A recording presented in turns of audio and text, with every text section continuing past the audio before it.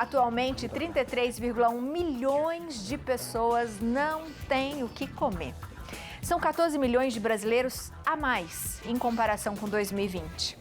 6 em cada 10 domicílios não conseguem manter acesso pleno à alimentação e possuem alguma preocupação com a escassez de alimentos no futuro. Olha que tristeza isso, né? Eu não sei se eu vou ter para amanhã, se eu vou ter para daqui a um mês. Complicado, né? Sendo as regiões Norte e Nordeste as mais impactadas. É o que revela o segundo inquérito nacional sobre insegurança alimentar no contexto da pandemia da Covid-19 no Brasil, divulgado pela Rede Brasileira de Pesquisa em Soberania e Segurança Alimentar e Nutricional. Para falar sobre esse assunto, a gente recebe aqui na nossa casa o professor mestre em História do Brasil, Nicolas Fontes Maruco, e o Fernando Oliveira, que é gerente do Bom Prato em Taubaté, o maior programa de segurança alimentar do país, em um dos maiores do mundo em números de refeições servidas. Sejam muito bem-vindos à nossa casa. Obrigado. Viu? Obrigado. Eu fiquei pensando nisso, eu falei, se a gente almoçou hoje, tomou um bom café da manhã, nós já somos privilegiados, não é? Com toda certeza. Com certeza.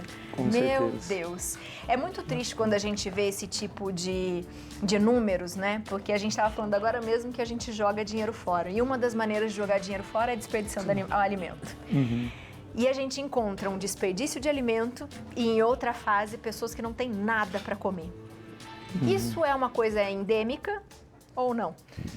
Bom, se a gente for pegar uma análise histórica, sim. A gente pode falar que desde praticamente a chegada dos portugueses à América, você sempre tem o problema da fome. E juntamente com esse problema da fome, você tem um outro problema, que é a ausência de uma preocupação sobre como solucionar esse grande problema. Se a gente for pegar, analisar historicamente a nossa formação enquanto sociedade, a gente vai ver que o Estado, ele só se preocupa de fato em combater a fome, em criar uma política pública voltada para essa questão extremamente séria, só no século XX. Então a gente tem quase ali 400 anos de uma lacuna em que poucos vão ter muito, em que muitos praticamente não têm nada em relação a pensar o que pode comer no dia seguinte. Isso, de forma histórica, atrapalha o nosso desenvolvimento? Porque se a gente for pensar em algumas guerras, né, os 100 dias, você começa a imaginar que, nossa, é muito tempo que eu fiquei assim, né, ou que a sociedade ficou assim. Como se pensa com fome? Como se age com fome? Sim, isso é um empecilho, é um entrave que a gente tem para projetar um crescimento econômico, uma estruturação tanto de sociedade quanto de políticas voltadas, seja principalmente para a educação, que é se a gente pega, por exemplo, alguns dados que a gente tem de escolas, a questão do aluno ir para a escola, muitas vezes ele é só direcionado para querer comer, não é nem para conseguir projetar um conhecimento. Isso atrapalha demais a nossa qualquer tipo de projeção. Então, se preocupar enquanto é isso, gerar um questionamento, mas para lá, como que a gente pode solucionar isso? Qual que é a ação pública que está sendo feita para que isso seja possível de ser solucionado? E aí, geralmente, quando a gente pega, por exemplo, grandes eventos, grandes fenômenos, que envolvem não só o Brasil, mas, por exemplo, se a gente pega guerras, a atual guerra da Ucrânia, Primeira, Segunda Guerra Mundial, a gente sempre vê o Brasil inserido dentro desse debate, ou sendo levado a esse debate, principalmente pela nossa característica econômica, da gente ser um país fundamentalmente agrário. Então, a base, se a gente for pegar historicamente da nossa produção, é para atender não ao mercado interno, mas sempre para atender ao mercado externo. Então, isso gera uma dificuldade para a nossa própria sociedade. E aí a gente acaba colhendo os frutos, como a gente vê, por exemplo, até hoje em dia. Porque eu acho que a pergunta que todo mundo faz é essa, né? Como eu moro num país tão rico, que é rico em trigo, é rico em café, é rico em milho, né? E eu não consigo sustentar quem está aqui. Sim. E isso é um pouco desesperador quando a gente começa a pensar, não é? Sim. E uau! Por falar nisso, existem pessoas, existem atitudes que oferecem um pouco dessa dignidade, eu acredito, para as pessoas do nosso país. O Bom Prato é isso. Como é que é alimentar as pessoas e ver aquela fila que é gigante todos os dias? O Bom Prato foi criado no ano 2000, né? E então ele foi criado para oferecer à população carente uma alimentação saudável a preço acessível.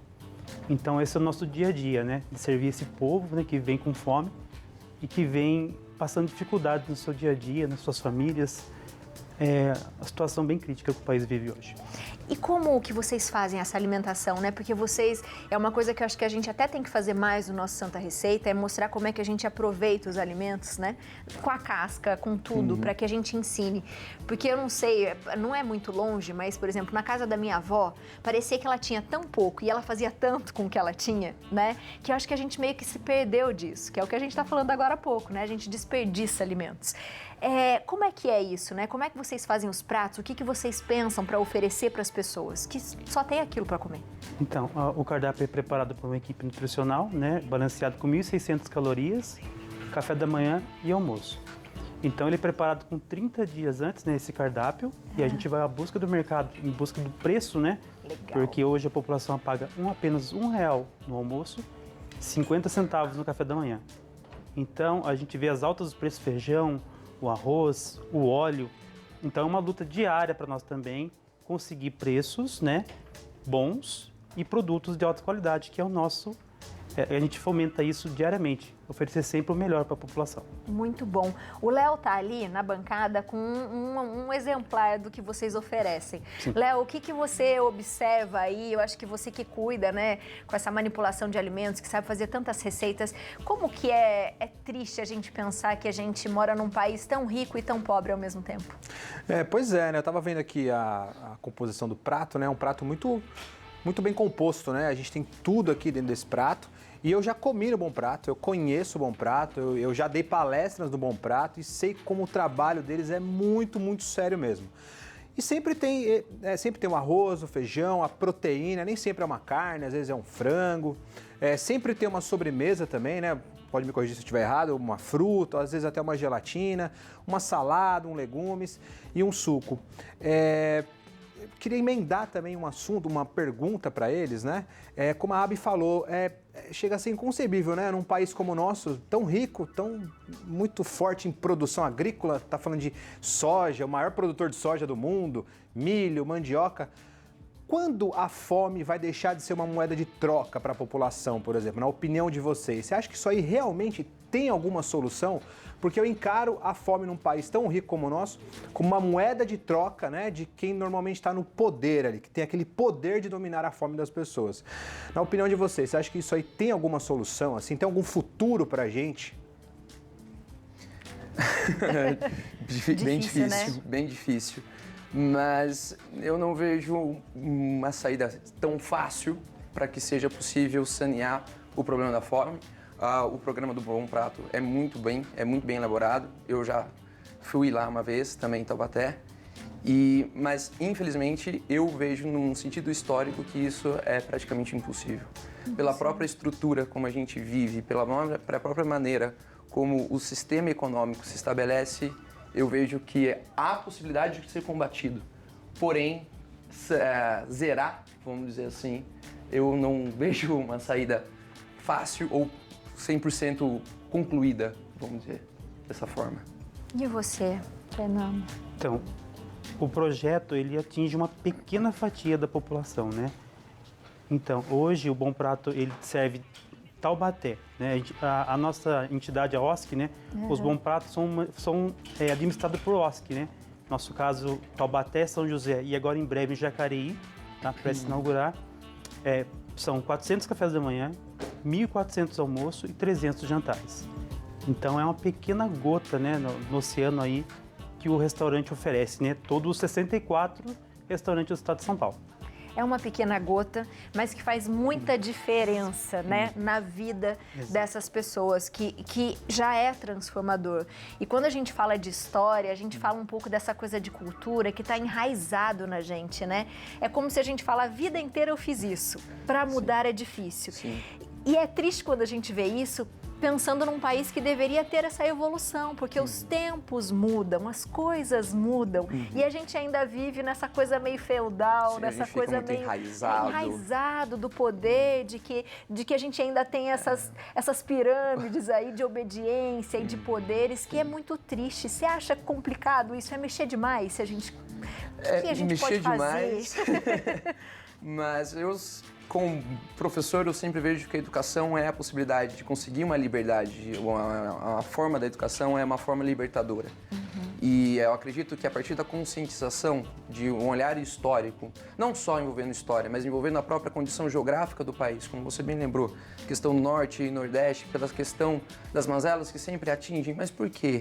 Se a gente começar a criar essa conscientização, até mesmo ter um olhar matemático sobre como funciona a estrutura econômica, por que a gente historicamente tem uma visão de ser um país agroexportador, mas por que dessa hipocrisia ter que exportar, mas a própria sociedade passar por essas dificuldades? Eu acho que por esse caminho, eu acho que há a possibilidade de mexer com as engrenagens. E um futuro pode ser melhor, pode ser possível a partir dessa visão ou desse projeto de uma conscientização pela educação. Com certeza, porque a gente sabe que a economia deixou as pessoas bem perdidas, né? Porque a gente tem esse resultado que é um retorno, um reflexo da pandemia. Muita gente ficou desempregada, muita gente teve que se reinventar, as coisas ficaram mais caras, né? A gente sabe disso. Esses tempos atrás eu fiquei até bem sentida, porque eu fui conversar numa casa de ração e o moço me falou, olha, isso aqui é o arroz, é o resto do arroz, né? E a gente deixava para o cachorro. E hoje eu vejo famílias vindo aqui comer esse resto do arroz para poder fazer, porque não tem o que comer em casa. E aí, quando você começa a observar isso e, ao mesmo tempo, no desperdício que a gente tem, eu, na minha ideologia ou nesse simples lado positivo de ser, eu acho que a gente tem que pensar isso até dentro da nossa casa, né? Pra gente não desperdiçar, pra gente saber usar melhor os alimentos, pra gente compartilhar o que a gente tem. Você tem a mais? Você tem alguém que você tá vendo na rua? Vai compartilhando, porque é o que o Fernando falou, é uma parcela, é pouco, mas já é muito para quem está indo lá, né? Para quem não tem nada, é muito. E eu acho que é uma forma da gente fazer a nossa própria história, da gente mudar, talvez, a nossa história, né? É aquela questão que você disse, né? Uma gota no oceano, mas pode ser que isso possibilite não uma completa reestruturação, mas um caminho a mais de uma esperança possível dentro de um ano, de um período pós-pandêmico, ou ainda pandêmico, né? Vamos dizer assim, complicado de se lidar. Com certeza, minha gente. Que a gente consiga melhorar, né? E que quem tem muito consiga distribuir com quem tem muito pouco, né? Acho que não vai faltar para ninguém se a gente fizer dessa forma. Sejam sempre bem-vindos. Obrigada. Obrigado. Eu acho que é bem o que você falou. Quando a gente tem conhecimento, quando a gente embala na educação e a gente tem essa disciplina de cada vez conhecer mais, a gente respeita mais, a gente entende mais e consegue ajudar mais. Então, continuem estudando e ajudando as pessoas, porque isso já faz muita diferença. Sim. Muito obrigada. Obrigado. Viu? Obrigado. Vocês de casa, se ficaram com alguma dúvida, faz o seguinte, entre em contato com o Nicolas, o telefone é o 12 98250 4699, o Instagram Nicolas Maruco, tudo junto, está aparecendo aí na sua tela. E o Bom Prato, minha gente, existem formas da gente ajudar também, da gente ajudar as pessoas, então observe, fique atento e aprenda também a fazer melhores alimentos na sua casa, que eu acho que você vai fazer uma grande diferença também, né?